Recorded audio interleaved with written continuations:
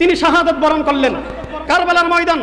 এর মধ্যে একটা ইতিহাস রচিত হলো, কলঙ্কিত হলো কারবালার ময়দান। হুসাইনের রক্তে রঞ্জিত হলো এই কারবালার ময়দান।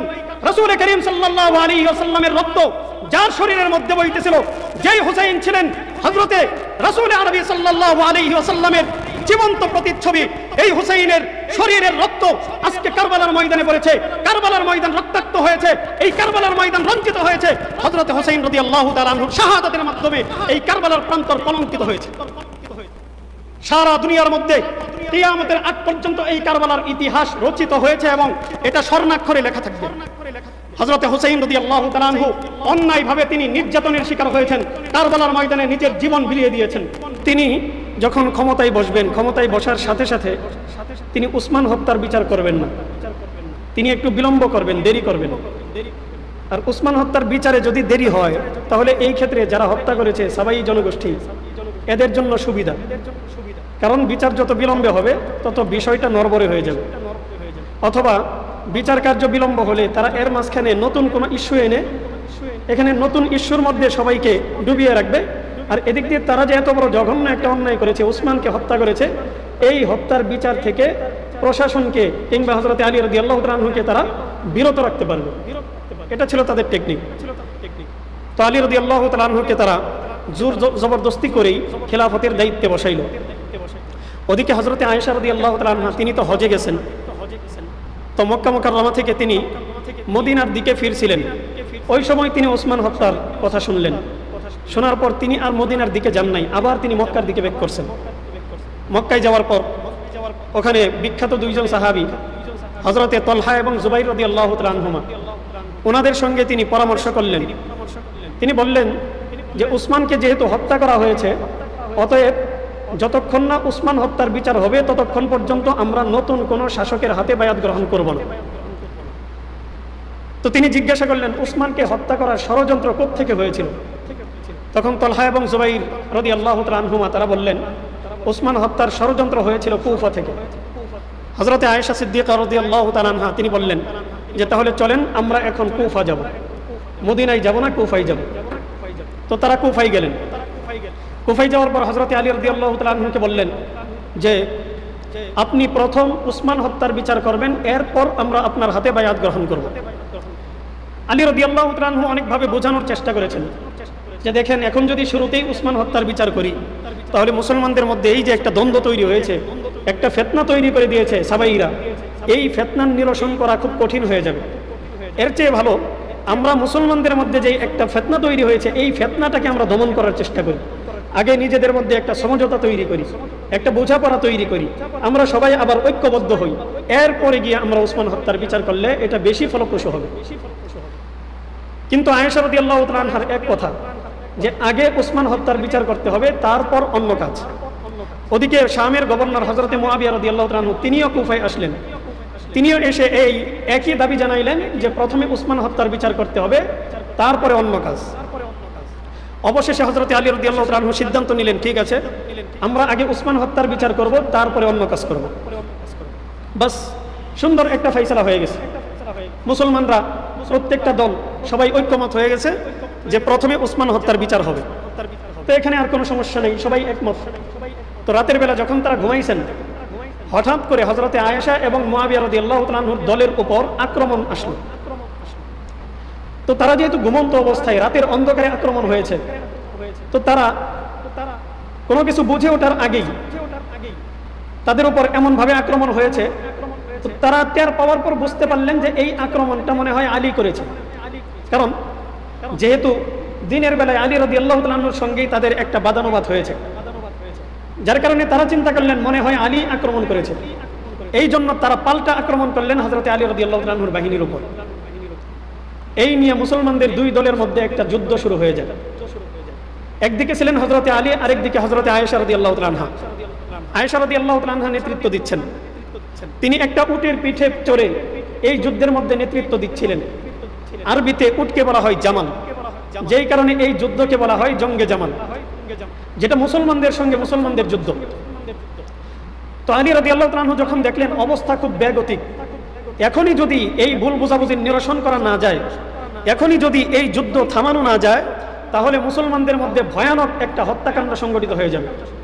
এই জন্য তিনি হযরতে আয়েশা যেই উটের পিঠের উপর বসা ছিলেন ওই উটের পায়ের মধ্যে তিনি তীর নিক্ষেপ করলেন, সাথে সাথে উটটা জায়গার মধ্যে বসে গেল। আর তৎকালীন জমানায় সিস্টেম ছিল, যিনি যুদ্ধের ময়দানে নেতৃত্ব দেন তিনি থাকতেন উঁচু জায়গার মধ্যে, কোনো উটের পিঠের উপর থাকতেন, উঁচু কোনো আরোহণের মধ্যে থাকতেন। তো যখন নেতা নিচে নেমে যেতেন তখন যারা সৈনিক ছিল তারা বুঝতে পারতো যে যুদ্ধ মনে হয় থেমে গেছে। তো আয়েশা রাদিয়াল্লাহু তাআলা আনহার উটের পিঠের উপর যখন বসা ছিলেন, উটের পায়ের মধ্যে তীর লাগছে, উটটা নেমে গেছে, উট বসে গেছে, সঙ্গে সঙ্গে আয়েশা রাদিয়াল্লাহু তাআলা আনহা নিচের দিকে নেমে গেছে। তখন সৈনিকেরা ভাবলো যে যুদ্ধ মনে হয় থেমে গেছে। তো যুদ্ধটা বন্ধ হয়ে গেল। হযরত আলী রাদিয়াল্লাহু তাআলা আনহু আয়েশার কাছে এসে বলতেছেন, আমাদের মাঝে এখানে একটা তৃতীয় পক্ষ এসে ভুল বোঝাবুঝি তৈরি করে দিয়েছে। রাতের বেলা আমরা আপনার বাহিনীর উপর আক্রমণ করি নাই, বরং আপনার বাহিনীর উপর আক্রমণ যারা করেছিল এরা হলো ওই সাবাই গোষ্ঠী। এই তৃতীয় পক্ষ যারা মুসলমানদের সন্ধি, মুসলমানদের ঐক্য দেখতে পারতেছে না, ঐক্যবদ্ধ প্ল্যাটফর্মে মুসলমানরা থাকুক যারা সহ্য করতে পারতেছে না, এই বাহিনীটাই আজকে আপনার উপর আক্রমণ করেছে। তো যাই হোক, দুই দলের মধ্যে সমঝোতা হয়ে গেছে। তো হযরতে আলী রাদিয়াল্লাহু তাআলা আনহু যখন দেখলেন মদিনার অবস্থা খুব বেগতিক, মদিনাতে এখন খেলাফতের দায়িত্ব মদিনা থেকে আঞ্জাম দেওয়া সম্ভব না, এবার তিনি এই খেলাফতের যাবতীয় দায়িত্ব নিয়ে আসলেন কুফায়। এই কুফা থেকে খেলাফতের দায়িত্ব আঞ্জাম দিচ্ছেন। তো তিনি কুফা এবং বসরার মাঝামাঝি একটি জায়গা, ওই জায়গার নাম হচ্ছে সিফফিন, এই সিফফিন নামক জায়গায় অবস্থান করতেছেন। এমত অবস্থায় ওই সাবাই জনগোষ্ঠীর একটা প্রতিনিধি হযরতে আলী রাদিয়াল্লাহু তাআলা আনহুর কাছে এসে বলতেছে যে মুয়াবিয়া তো আপনার বিরুদ্ধে ষড়যন্ত্র করতেছে, মুয়াবিয়া আপনার বিরুদ্ধে যুদ্ধ করবে। আলী রাদিয়াল্লাহু তাআলা আনহু তখন মুয়াবিয়া রাদিয়াল্লাহু তাআলা আনহুকে শামের গভর্নর পদ থেকে ছাঁটাই করে দিলেন।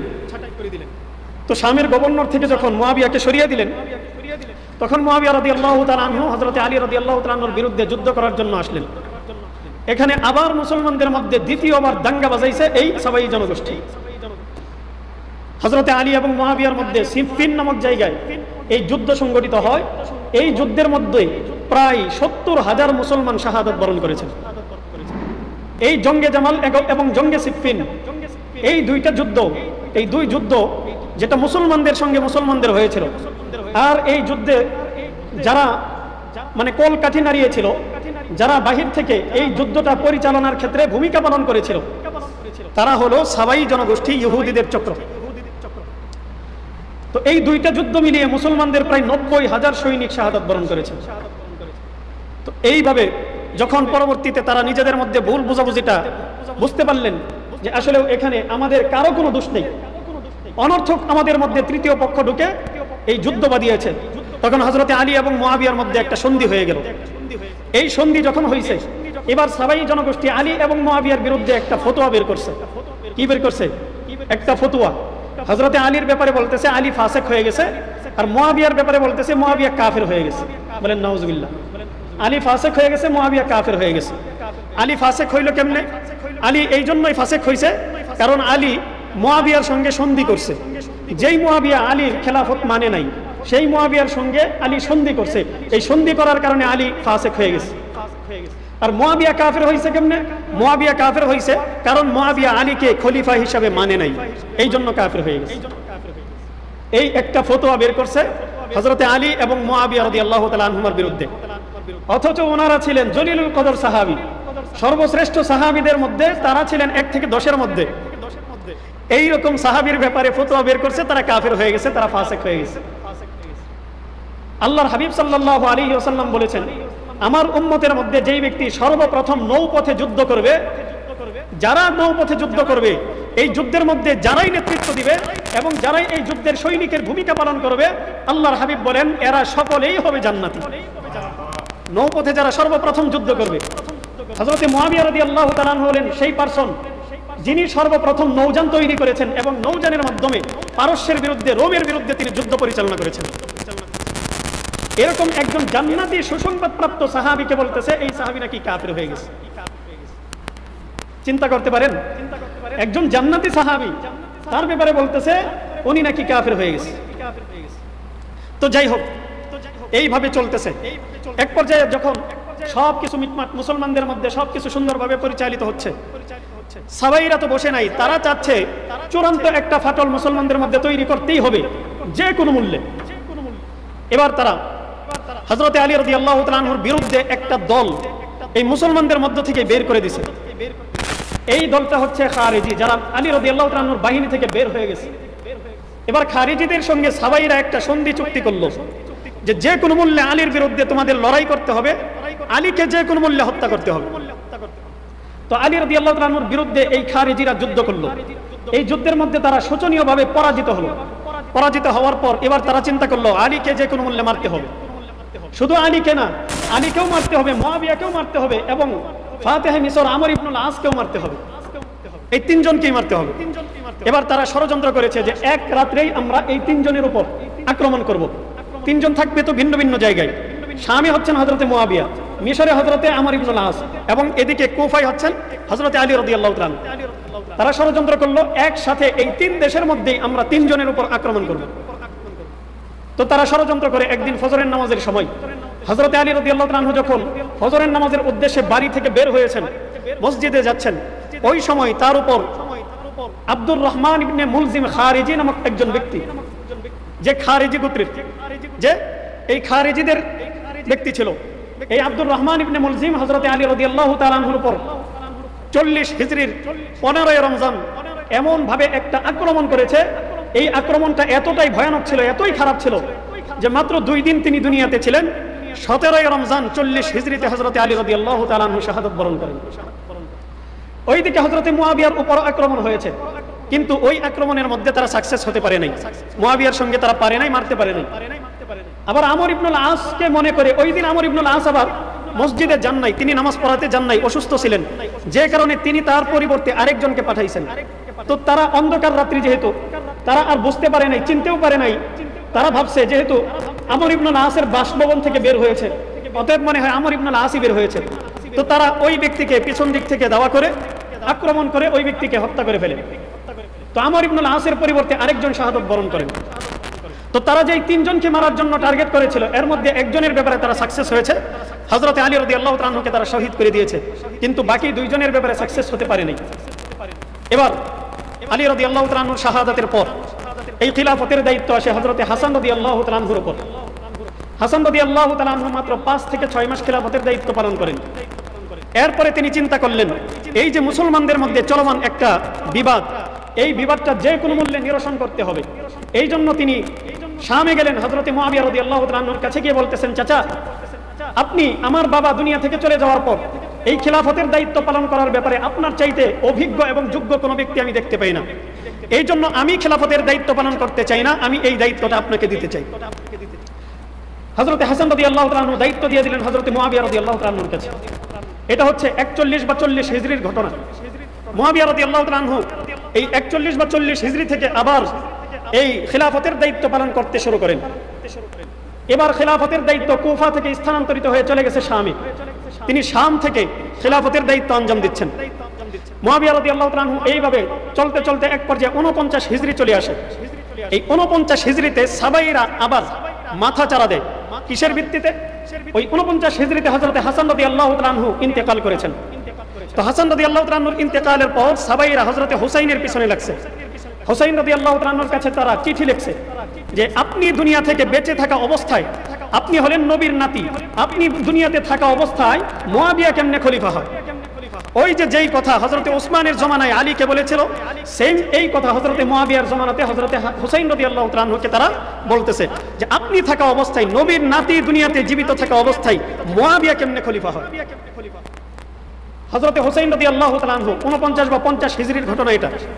তিনি তখন উত্তর দিলেন যে আর কোনোদিন যদি তোমরা আমার কাছে এই ধরনের দাবি দাওয়া কিংবা চিঠি প্রেরণ করো, তাহলে আল্লাহর কসম করে বলতেছি তোমাদের বিরুদ্ধে আমি ভয়ানক অ্যাকশন নেব। তোমরা আমাদের মুসলমানদের মধ্যে ফাটল তৈরি করার চেষ্টা করতেছো, এই ধরনের চেষ্টা যদি আরেকবার তোমরা করো তাহলে কিন্তু তোমাদের বিরুদ্ধে আমরা অ্যাকশনে যাব। তিনি তাদের কথায় কোনো ধরনের কি করেন নাই, ভ্রুক্ষেপ করেন নাই। এইভাবে চলতে চলতে 60 হিজরি পর্যন্ত চলে যায়। হযরতে মুয়াবিয়া 40 হিজরি থেকে শুরু, তিনি 60 হিজরি পর্যন্ত গেছেন। প্রায় তিনি 20 বছর পর্যন্ত খিলাফতের দায়িত্ব পালন করেছেন। কয় বছর? 20 বছর পর্যন্ত খিলাফতের দায়িত্ব পালন করেছেন। তো এই 20 বছরের মধ্যে ইসলামের বিজয় সারা দুনিয়ার বিভিন্ন প্রান্তে ছড়িয়েছে। মুয়াবিয়ার জামানাতে সুদূর আফ্রিকা, স্পেন, মিশর, আফগানিস্তান, কাবুল, কান্দাহার সহ অনেক অঞ্চল এইগুলো মুসলমানদের করতলগত হয়েছে। হযরতে মুয়াবিয়ার জামানাতে ইসলাম সম্প্রসারিত হয়েছে। তো মুয়াবিয়া রাদিয়াল্লাহু তাআলা 60 হিজরির 4 রজব দুনিয়া থেকে ইন্তেকাল করে চলে যান। তিনি ইন্তেকালের পূর্বে বড় বড় সাহাবী যারা ছিলেন ওই সময় তাদের সঙ্গে পরামর্শ করলেন। তিনি বললেন, আমি আমার ইন্তেকালের পর এই খেলাফতের দায়িত্ব আমার পুত্র ইয়াজিদকে দিতে চাই, এই ব্যাপারে আপনারা কি বলেন? তো সাহাবায়ে কেরাম বলেছেন যে আপনার পুত্র ইয়াজিদ খেলাফতের দায়িত্ব পালন করার ব্যাপারে তো যোগ্য একজন ব্যক্তি, কোনো সমস্যা নাই, তাকে আপনি দিতে পারেন।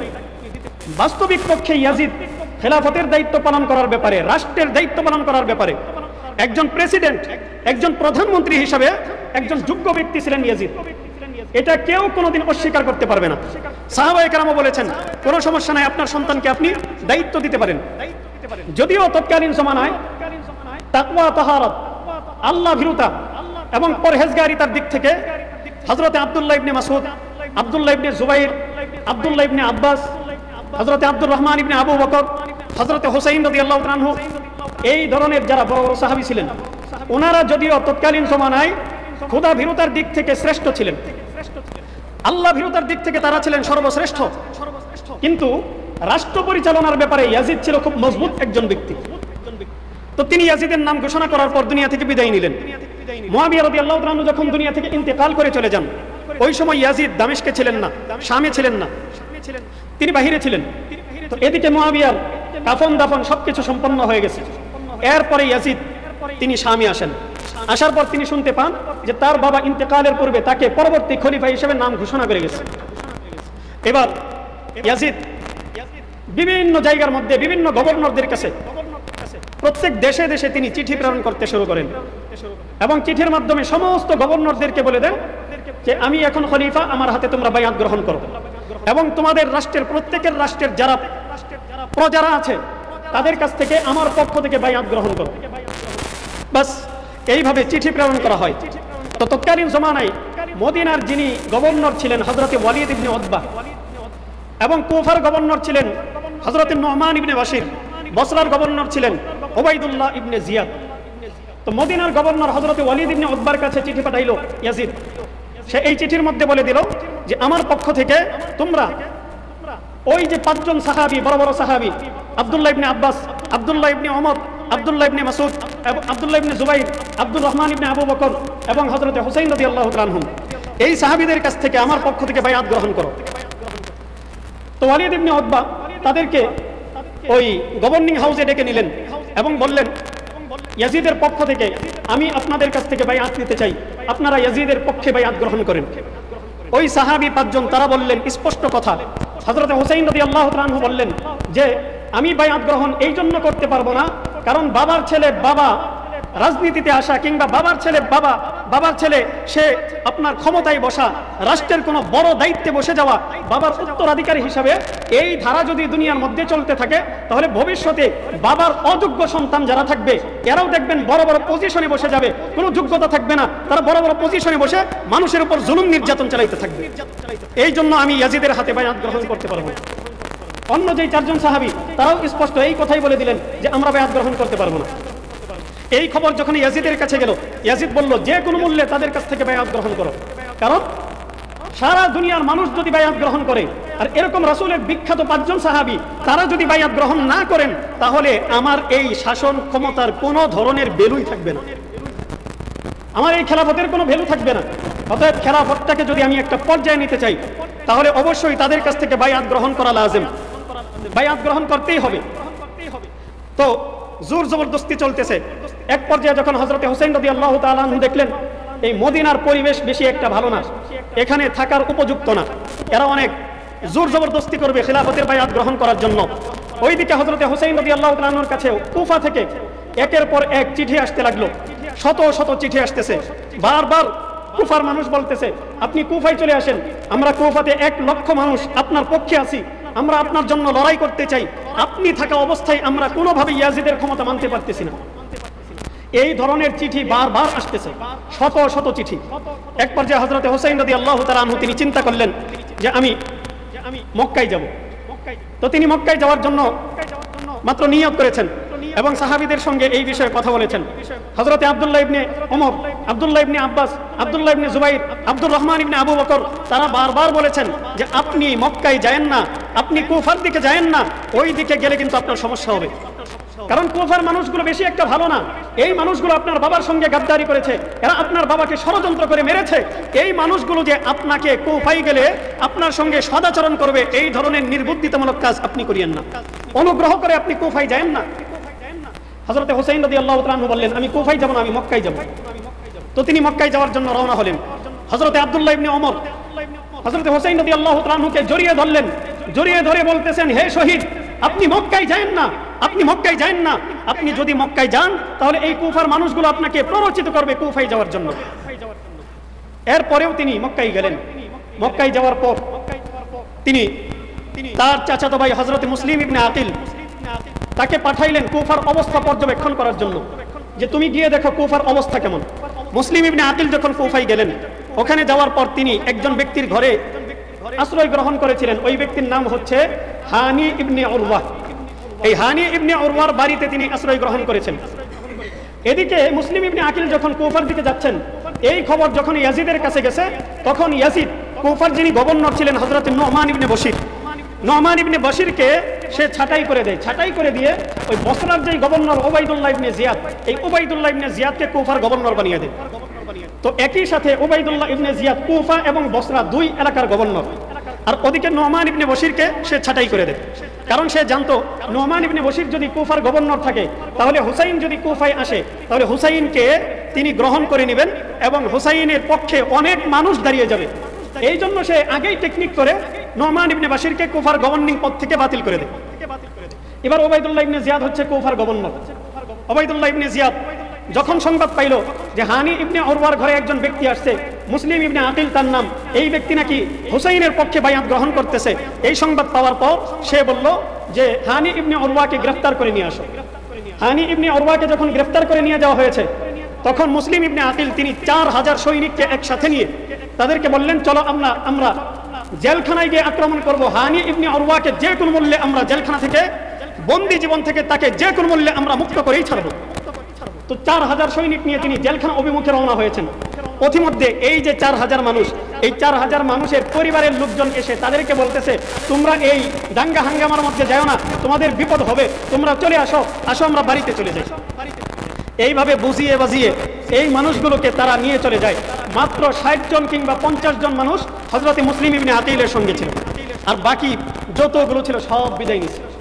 পিছনে তিনি তাকিয়ে দেখেন মাত্র 60 থেকে 70 জন মানুষ, 50 জন মানুষ, এর উপরে একটা মানুষও হবে না। তিনি এইগুলোকে নিয়ে এই জেলখানা অভিমুখে রওনা হয়েছেন। যত যাচ্ছেন 1 জন 2 জন করে কমতেছে, 10 জন 5 জন করে কমতেছে, কমতে কমতে এক পর্যায়ে দেখেন যে তিনি ছাড়া আর কেউ নেই। মুসলিম ইবনে আকিল বুঝতে পারেন এরা আমার বিরুদ্ধে গভীর ষড়যন্ত্র করেছে। এবার তিনি চলে যান একজন মহিলার ঘরে গিয়ে তিনি আশ্রয় গ্রহণ করেন। ওই মহিলার নাম হচ্ছে তওয়াওয়া। তওয়াওয়া নামক একজন মহিলার ঘরে তিনি আশ্রয় গ্রহণ করেন। ওই মহিলার সন্তান একজন, সে ছিল আবার ওবাইদুল্লাহ ইবনে জিয়াদের একেবারে ভক্ত অনুরক্ত, তার নিজস্ব একজন ব্যক্তি। তো এদিকে ওবাইদুল্লাহ ইবনে জিয়াদ ঘোষণা করে দিয়েছে যেই ব্যক্তি মুসলিম ইবনে আকিলের সন্ধান দিতে পারবে, মুসলিম ইবনে আকিলকে ধরিয়ে দিতে পারবে, তার জন্য রাষ্ট্রের পক্ষ থেকে পুরস্কার ঘোষণা করলাম। তো সে যখন পুরস্কারের ঘোষণা করেছে, ওইদিকে ওই মহিলার সন্তান যখন রাতের বেলায় বাড়িতে ফিরছে, ফেরার পর দেখতেছে তার মা ওই পাশের কক্ষে কার জন্য যেন খাবার নিয়ে যাইতেছে। মাকে জিজ্ঞাসা করে আপনি কার জন্য খাবার নিয়ে যান? বলে আমাদের বাড়িতে একজন মেহমান আসছে। তখন সে কৌতূহলী হয়ে ওই মেহমানকে দেখার জন্য যখন গেছে, গিয়ে দেখে যেই মেহমানকে গ্রেফতার করার জন্য পরোয়ানা জারি হয়েছে এই হলো সেই মেহমান। সে তখন গোয়েন্দা মারফত এই সংবাদটা পৌঁছায়া দেয়। এই সংবাদ যখন ওবাইদুল্লাহ ইবনে জিয়াদের কাছে গেল, তখন সে তার সৈনিক পাঠিয়ে মুসলিম ইবনে আকিলকে গ্রেফতার করে নিয়ে গেল, নিয়ে গভর্নিং হাউসের ছাদের উপর নিয়ে গেল। ওইখান থেকে মুসলিম ইবনে আকিলকে নিচে ফেলে হত্যা করে ফেলল। তো মুসলিম ইবনে আকিল তিনি যখন শাহাদাত বরণ করেছেন, এই শাহাদাতের আগে তিনি একজন ব্যক্তি যার নাম ছিল আশআস, এই আশআস নামক ব্যক্তির সঙ্গে তিনি কানে কানে বলেছিলেন যে আমি তো ইতিমধ্যেই যখন আমি কুফায় এসেছি তখন তো কুফার পরিবেশ ভালোই দেখেছি, যে কারণে কুফা সম্পর্কে আমি পজিটিভ নিউজ ইতিমধ্যে আমি করে দিয়েছি। একটা চিঠি আমি পাঠিয়ে দিয়েছি মক্কাতুল মুকাররমায় হযরতে হুসাইন রাদিয়াল্লাহু তাআলা আনহু বরাবর। তো এতক্ষণে মনে হয় হযরতে হুসাইন মক্কা থেকে রওনা হয়ে কুফার কাছাকাছি চলে আসছেন। তুমি এক কাজ করো, যে কোনো মূল্যে হুসাইন যেন কুফায় আসতে না পারেন, তিনি যেন কুফায় না ঢুকেন, তুমি যে কোনো মূল্যে হযরত হুসাইন রাদিয়াল্লাহু তাআলার কাছে গিয়ে এই সংবাদটা পৌঁছায় দাও। তো আশআস যতক্ষণ পর্যন্ত এই সংবাদ শুনছে ততক্ষণ পর্যন্ত হযরত হুসাইন রাদিয়াল্লাহু তাআলা ইরাকের কাছাকাছি চলে আসছেন। তো তিনি যখন ইরাকের কাছাকাছি চলে আসছেন, এই সময় উবাইদুল্লাহ ইবনে জিয়াদ তার একটা বাহিনী ওমর ইবনে সাআদের নেতৃত্বে পাঠিয়ে দিল হযরত হুসাইন রাদিয়াল্লাহু তাআলা আনহুকে বাধা দেওয়ার জন্য, হুসাইন রাদিয়াল্লাহু তাআলা আনহুর পথের মধ্যে প্রতিবন্ধক হয়ে দাঁড়ানোর জন্য, তাকে প্রতিরোধ করার জন্য একটা বাহিনী পাঠাইছে। দেখেন, হুসাইন রাদিয়াল্লাহু তাআলা আনহু যখন কুফায় আসতেছেন তখন তিনি কোনো ধরনের যুদ্ধের নিয়ত করে আসেন নাই, লড়াইয়ের নিয়ত করে আসেন নাই, বরং তিনি কুফার ব্যাপারে যা কিছু শুনছেন, যত নিউজ পাইছেন, সমস্ত নিউজের ব্যাপারে প্রত্যেকটা নিউজে তিনি পাইছেন পজিটিভ, কোনো নেগেটিভ কথা তিনি শুনেন নাই, প্রত্যেকটা নিউজ ছিল পজিটিভ। যে আপনি যদি কুফায় আসেন তাহলে আপনি আমাদের কাছে ভালোভাবেই থাকতে পারবেন, আপনি আমাদের মূল্যায়ন পাবেন, আপনি যদি এখানে আসেন আমরা আপনার হাতে বাইআত গ্রহণ করব, আপনাকে খলিফা হিসেবে মানব, আমরা ইয়াজিদকে মানতে রাজি না। এই ধরনের নিউজ পাওয়ার পর তিনি কুফার দিকে রওনা হয়েছেন। এদিকে আবার তিনি তার বিশ্বস্ত ভাই মুসলিম ইবনে আকিলকে পাঠিয়েছেন। মুসলিম ইবনে আকিল যখন পজিটিভ কথা তার কাছে পাঠাইছেন তখন তিনি রওনা হয়ে গেছেন, কিন্তু পরবর্তী সময় গিয়ে চিত্র পাল্টে গেছে। তো চিত্র যখন পরিবর্তন হয়েছে ততক্ষণ পর্যন্ত হযরত হুসাইন কুফার কাছাকাছি চলে আসছেন। তো যখন তিনি ইরাকের কাছাকাছি চলে আসছেন, ওমর ইবনে সাআদের নেতৃত্বে একটা বাহিনী গিয়ে হযরত হুসাইন রাদিয়াল্লাহু তাআলা আনহুকে বাধা প্রদান করে। হুসাইন রাদিয়াল্লাহু তাআলা আনহু তাদেরকে বলেন যে আমি তোমাদেরকে 3টা প্রস্তাব দিচ্ছি, এই 3টা প্রস্তাবের যে কোনো একটা প্রস্তাব গ্রহণ করো। দেখো, আমি এখানে তোমাদের সঙ্গে লড়াই করার জন্য আসি নাই, যুদ্ধ করার জন্য আসি নাই, বাদানুবাদ করার জন্য আসি নাই, তোমাদের সঙ্গে আমার কোনো শত্রুতা নাই, আমার সঙ্গেও তোমাদের কোনো শত্রুতা থাকার কথা না। আমি তোমাদেরকে 3টা প্রস্তাব দিচ্ছি। 1 নম্বর প্রস্তাব, তোমরা আমাকে মক্কায় ফিরে যেতে দাও। 2 নম্বর প্রস্তাব, তোমরা আমাকে ইয়াজিদের সঙ্গে সাক্ষাৎ করতে দাও। 3 নম্বর প্রস্তাব, অথবা তোমরা আমাকে পার্শ্ববর্তী কোনো মুসলিম কান্ট্রিতে পাঠিয়ে দাও। এই কথা, এই প্রস্তাব যখন পেশ করলেন তখন উবাইদুল্লাহ ইবনে জিয়াদ একবার চিন্তা করেছিল যে তাহলে আমরা এক কাজ করি, হুসাইনকে ইয়াজিদের কাছে নিয়ে যাই, ইয়াজিদের কাছে নিয়ে যাই, যেহেতু সে ইয়াজিদের কাছে যেতে যাচ্ছে। এমনকি হুসাইন রাদিয়াল্লাহু তাআলা এই কথাও বলেছেন যে ইয়াজিদের কাছে তোমরা আমাকে নিয়ে যাও, যদি আমি মুনাসিব মনে করি, যদি উপযুক্ত মনে করি, তাহলে ইয়াজিদের হাতে হাত রেখে আমি বায়াত গ্রহণ করব। এই কথাও তিনি বলেছিলেন। তো উবাইদুল্লাহ ইবনে জিয়াদ চিন্তা করেছিল যে ইয়াজিদের সঙ্গে তাহলে সাক্ষাৎ করাই। এদিকে উমর ইবনে সাআদের এই গ্রুপের মধ্যে একজন ব্যক্তি ছিল, তার নাম হচ্ছে শিমার। তার নাম কি? শিমার। জুড়ে বলেন, তার নাম কি?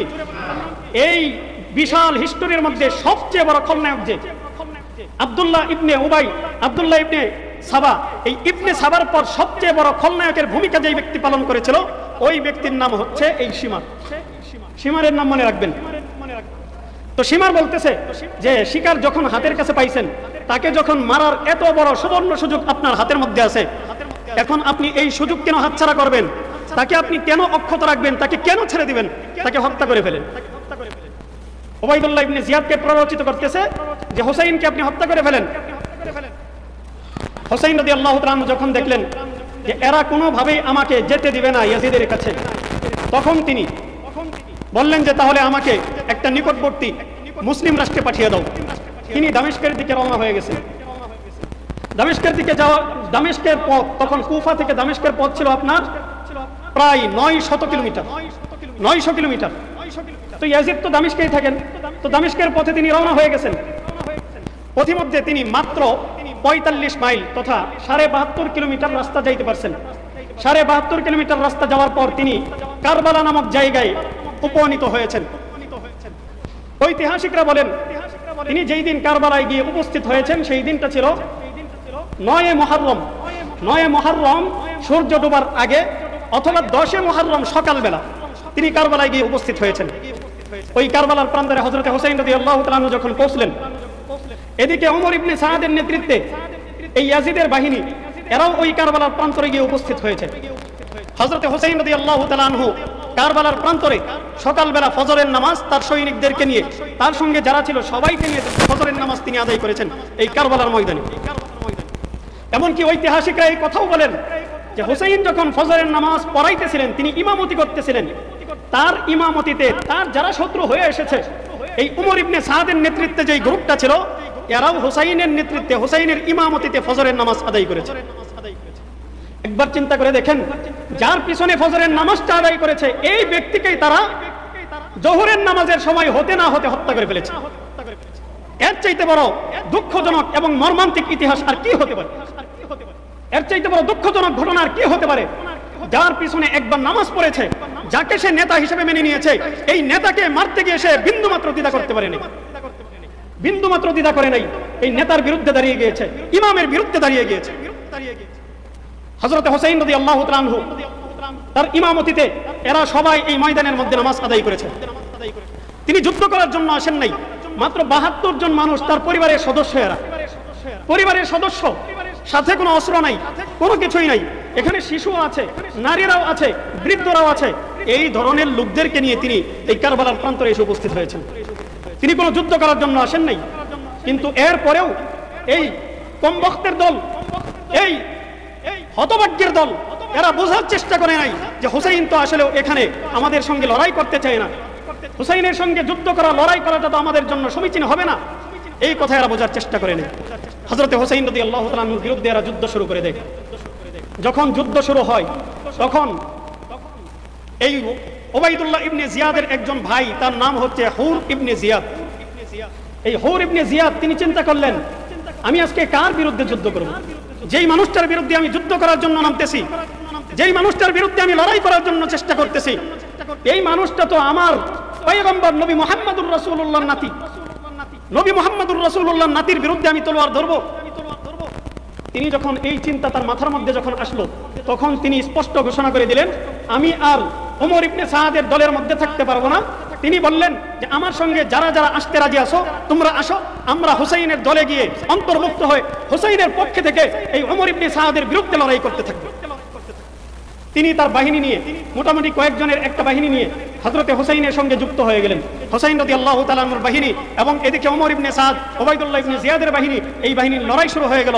কারবালার প্রান্তর রক্তাক্ত হয়ে গেল।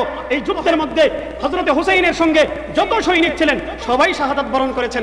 এমনকি হযরতে হুর ইবনে জিয়াদ তিনিও শাহাদাত বরণ করেছেন, তার সঙ্গে যারা ছিল তারাও শাহাদাত বরণ করেছেন। একমাত্র কারবালার প্রান্তরে যিনি বাকি আছেন তিনি হচ্ছেন হযরতে হুসাইন রাদিয়াল্লাহু তাআলা। তিনি এখন জীবিত অবস্থায় আছেন। হুসাইন রাদিয়াল্লাহু তাআলা আনহু একাই এমন ভাবে লড়াই করতেছেন যে কেউ দূর থেকে দেখলে মনে করবে, মনে হচ্ছে যেন হুসাইনের শরীরের মধ্যে 1000 সৈনিকের শক্তি ভর করেছে। 1000 সৈনিকের শক্তি যেন হুসাইনের শরীরের মধ্যে ভর করেছে। হযরতে হুসাইন রাদিয়াল্লাহু তাআলা আনহু এদের বিরুদ্ধে একাই লড়াই করতেছেন। লড়াই করতে করতে তিনিও তো একজন মানুষ, তিনিও তো ক্লান্ত হতে পারেন, তারও তো শরীরের মধ্যে দুর্বলতা আছে। এক পর্যায়ে তিনি দুর্বল হয়ে গেলেন, ক্লান্ত হয়ে গেলেন, পানির পিপাসা তার জেঁকে ধরেছে। তিনি এতটাই পিপাসার্ত হয়ে গেছেন, এতই ক্ষুধার্ত হয়ে গেছেন, এক পর্যায়ে তিনি আর টিকে থাকতে পারেন নাই, নিস্তেজ হয়ে বসে গেছেন। এদিকে হযরতে হুসাইন রাদিয়াল্লাহু তাআলা আনহু তিনি যখন রাতের বেলায় ঘুমিয়েছিলেন, ওই ঘুমের মধ্যে তিনি স্বপ্নে দেখে হঠাৎ করে চমকে উঠেছিলেন। তার বোন, যখন তিনি চমকে উঠলেন, লাফ দিয়ে উঠে গেলেন, তার বোন জিজ্ঞাসা করতেছেন, ভাই তোমার কি হয়েছে? তখন তিনি বলেছেন যে আমি অচিরেই আমার নানা ভাইয়ের সঙ্গে সাক্ষাৎ করতে যাচ্ছি, অচিরে আমি নবী মুহাম্মদুর রাসূলুল্লাহর সঙ্গে সাক্ষাৎ করতে যাচ্ছি। তার বোন বললেন যে ভাই তোমার কি হয়েছে? তার বোন অজুরে কান্নাকাটি করতেছেন, চোখের পানি পড়তেছে, তিনি মাতম করতেছেন, চিৎকার করতেছেন, কান্নাকাটি করতেছেন। হযরতে হুসাইন বললেন, বোন আমি যদি দুনিয়া থেকে বিদায় নেই, আমার যদি কিছু হয়ে যায়, আমি যদি শাহাদাত বরণ করি, তাহলে আমি মারা যাওয়ার পর তোমরা চিৎকার চেঁচামেচি, কান্নাকাটি করিও না, মাতম করিও না, তোমরা নিজেদের শরীর ক্ষতবিক্ষত করিও না, শরীর থেকে রক্ত ঝরিও না। হযরতে হুসাইন রাদিয়াল্লাহু তাআলা আনহু তিনি এই কথা স্পষ্ট বলে গিয়েছেন। আজকে যারা হুসাইনের প্রতি ভালোবাসা দেখিয়ে, হুসাইনের মহব্বত দেখিয়ে এই 10 মুহররম আশুরার দিন নিজেদের শরীর ক্ষতবিক্ষত করে, নিজেদের শরীরের মধ্যে ছুরি দিয়ে আঘাত করে, নিজেদের কাপড় ছিঁড়ে ফেলে, যেই মানুষগুলো বলে যে আমরা হাসান, আমরা হুসাইনের সৈনিক, আমরা হুসাইনকে ভালোবাসি, আমরা হুসাইনকে মহব্বত করি, এই মহব্বতের নিদর্শন হিসেবে যারা নিজেদের শরীর ক্ষতবিক্ষত করে, আল্লাহর কসম করে বলতেছি এই মানুষগুলো নিঃসন্দেহে মুসলমানদের কাতারে পড়তে পারে না, মুসলমানদের কাতারে পড়তে পারে না। এরা রাসূল করিম সাল্লাল্লাহু আলাইহি ওয়াসাল্লাম হাদিসে পাকে বলেছেন, লাইসা মিন্না মান যারাবাল খুদুদ ওয়া শাক্কাল জুয়ুব ওয়া দাআ বিদাওয়াল জাহিলিয়্যাহ। যেই মানুষগুলো নিজেদের শরীর ক্ষতবিক্ষত করে, নিজেদের শরীরের মধ্যে আঘাত করে, নিজেদের গালের মধ্যে আঘাত করে, চেহারার মধ্যে আঘাত করে, যেই মানুষগুলো জাহেলি যুগের মানুষের মতো মাতম করে, চিৎকার চেঁচামেচি করে, এই মানুষগুলো আমার উম্মতের অন্তর্ভুক্ত না। বলেন নাউজুবিল্লাহ।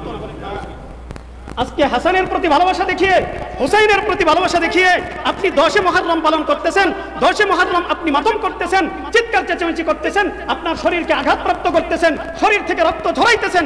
এটা ইসলাম কখনো এটা গ্রহণ করে না, গ্রহণ করে না। কথা বলেন ঠিক কিনা? ইসলাম এটা কখনো বরদাস্ত করে না।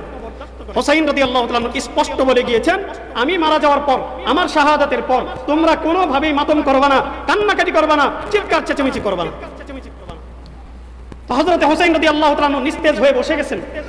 এমত অবস্থায় ওইদিকে ওমর ইবনে সাদ সে আসলো, আসার পর চুপচাপ দাঁড়িয়ে আছে, হুসাইনের উপর আক্রমণ করে না। ওবাইদুল্লাহ ইবনে জিয়াদ আসার পর চুপচাপ দাঁড়িয়ে আছে, হুসাইনের উপর আক্রমণ করে না। কেউ যখন আক্রমণ করতেছে না, তখন আসলো শিমার। সে এসে বলতেছে যে তোমাদের কি হয়েছে, সমস্যাটা কোথায়? তোমরা এই শিকারকে হাতের কাছে পাওয়ার পরেও কেন তাকে মারতেছ না, কেন তাকে হত্যা করতেছ না? এই কথা বলে সে তার হাতের মধ্যে বর্ষা কিংবা একটা তরবারি নিয়েছে। এই তরবারি দিয়ে হযরত হুসাইন রাদিয়াল্লাহু তাআলা আনহুর উপর একসাথে দুইজন ব্যক্তি, একজনের নাম হচ্ছে শিমার, আরেকজন হলো সিনান, এই দুইজন ব্যক্তি হুসাইনের উপর একজন তরবারি দিয়ে আরেকজন বর্ষা দিয়ে এমন ভাবে আঘাত করেছে, এক আঘাতে পুরো দেহ থেকে মাথাটাকে আলাদা করে ফেলেছে। বলেন নাউজুবিল্লাহ। হযরত হুসাইন রাদিয়াল্লাহু তাআলা আনহুকে দেহ থেকে মাথাটা আলাদা করে ফেলেছে। তিনি শাহাদাত বরণ করলেন। কারবালার ময়দান, এর মধ্যে একটা ইতিহাস রচিত হলো, কলঙ্কিত হলো কারবালার ময়দান। হুসাইনের রক্তে রঞ্জিত হলো এই কারবালার ময়দান। রাসূল করিম সাল্লাল্লাহু আলাইহি ওয়াসাল্লামের রক্ত যার শরীরের মধ্যে বইতেছিল, যেই হুসাইন ছিলেন হযরতে রাসূল আরবি সাল্লাল্লাহু আলাইহি ওয়াসাল্লামের জীবন্ত প্রতিচ্ছবি, এই হুসাইনের শরীরের রক্ত আজকে কারবালার ময়দানে পড়েছে। কারবালার ময়দান রক্তাক্ত হয়েছে, এই কারবালার ময়দান রঞ্জিত হয়েছে। হযরতে হুসাইন রাদিয়াল্লাহু তাআলা আনহুর শাহাদাতের মাধ্যমে এই কারবালার প্রান্তর কলঙ্কিত হয়েছে। সারা দুনিয়ার মধ্যে কিয়ামতের আগ পর্যন্ত এই কারবালার ইতিহাস রচিত হয়েছে এবং এটা স্বর্ণাক্ষরে লেখা থাকবে।